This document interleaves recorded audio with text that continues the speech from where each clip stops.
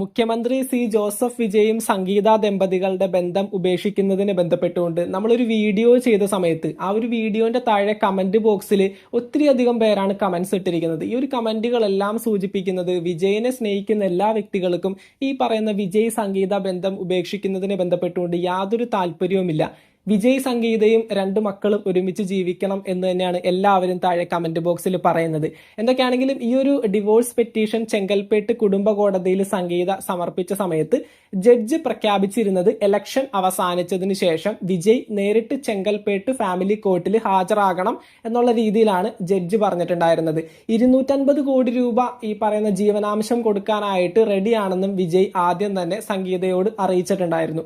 അതുപോലെ തന്നെ ഈ പറയുന്ന വിജയ് ഇലക്ഷന് മുമ്പ് ചെങ്കൽപ്പേട്ട് കുടുംബ കോടതിയിൽ ഹാജരാവാനായിട്ട് അഭ്യർത്ഥിച്ചിരുന്ന വിജയ് ഈ ഒരു സമയത്ത് ഇലക്ഷന് ശേഷം അദ്ദേഹം ഒരു സംസ്ഥാനത്തിന്റെ മുഖ്യമന്ത്രിയാണ്. അത്തരത്തിലുള്ള പ്രോട്ടോകോൾസും കാര്യങ്ങളൊക്കെ പാലിക്കേണ്ടതായിട്ട് വരും. അപ്പൊ എന്തൊക്കെയാണെങ്കിലും ഈ ഒരു സമയത്ത് അദ്ദേഹത്തിന്റെ ഇമേജിനെ ബാധിക്കുന്ന രീതിയിൽ ഈ ഒരു കേസ് മാറാനായിട്ടുള്ള സാധ്യതയുണ്ട്.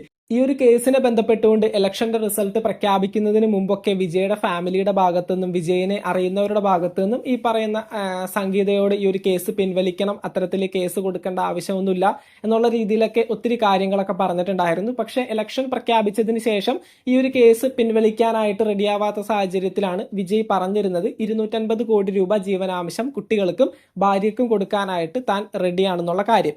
അതുപോലെ തന്നെ ഈ പറയുന്ന വിജയ് ഇത്തരത്തിലൊരു ഡിവോഴ്സ് പെറ്റീഷൻ സംഗീത വിജയ്ക്കെതിരെ കൊടുക്കാനായിട്ടുള്ള കാരണം എന്ന് പറയുന്നത് വിജയ്ക്കൊപ്പം അഭിനയിക്കുന്ന ഒരു സിനിമ ആക്ട്രസുമായിട്ട് വിജയ്ക്ക് അനാവശ്യമായിട്ടുള്ള ഒരു ബന്ധമുണ്ട്. അത് താൻ 2021 കണ്ടുപിടിക്കുകയും അതിനെപ്പറ്റി ചോദിക്കുകയും ചെയ്തപ്പോൾ താൻ അത് അവസാനിപ്പിച്ചോളാം എന്ന് പറഞ്ഞുകൊണ്ട് സംഗീതക്ക് വാക്ക് കൊടുക്കുകയും അതിനുശേഷം 2025 വീണ്ടും ആ ഒരു ബന്ധം വിജയ്ക്കുണ്ട് എന്ന് മനസ്സിലാക്കിയ സംഗീത ഇനി താങ്കൾ ഈ പറയുന്ന വിജയ്ക്കൊപ്പം ജീവിക്കാനായിട്ട് താല്പര്യമില്ല എന്ന് പറഞ്ഞുകൊണ്ടാണ് ചെങ്കൽപ്പേട്ട് കുടുംബ കോടതിയിൽ ഈ ഒരു കേസ് കൊടുത്തിരുന്നത്. അതുപോലെ തന്നെ കുട്ടികളുടെ കേസും ആ ഒരു പെറ്റീഷനിൽ മെൻഷൻ ചെയ്തിട്ടുണ്ടായിരുന്നു.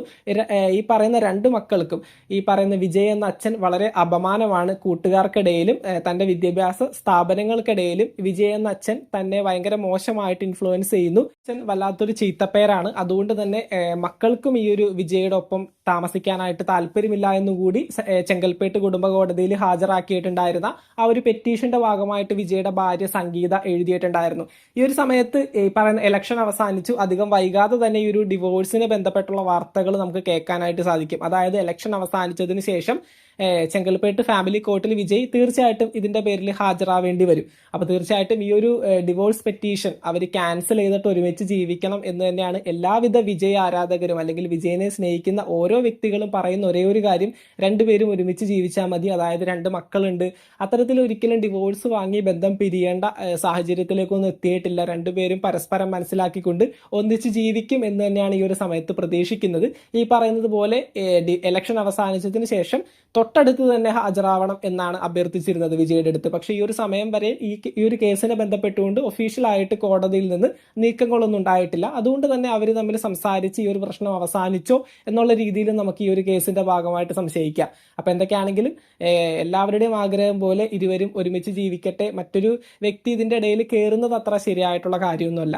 അപ്പൊ എന്തൊക്കെയാണെങ്കിലും എന്റെ അഭിപ്രായവും വിജയനെ സ്നേഹിക്കുന്ന ഒത്തിരി ജനങ്ങളുടെ അഭിപ്രായം, ആ ഒരു വീഡിയോ ഏകദേശം 1.5 ലക്ഷത്തോളം പേര് കാണുകയും ആ ഒരു വീഡിയോന്റെ അടിയിൽ ഒത്തിരി കമന്റ്സ് വരികയും ചെയ്തതുകൊണ്ടാണ് അതിനെ ബന്ധപ്പെട്ടുകൊണ്ട് മറ്റൊരു വീഡിയോ നമ്മളിപ്പോൾ ചെയ്തത്. എന്തൊക്കെയാണെങ്കിലും ജനങ്ങളുടെ അഭിപ്രായം തീർച്ചയായിട്ടും താഴെ കമന്റ് ബോക്സിൽ രേഖപ്പെടുത്തുക. മറ്റൊരു വീഡിയോ ആയിട്ട് നമുക്ക് വീണ്ടും കാണാം. താങ്ക്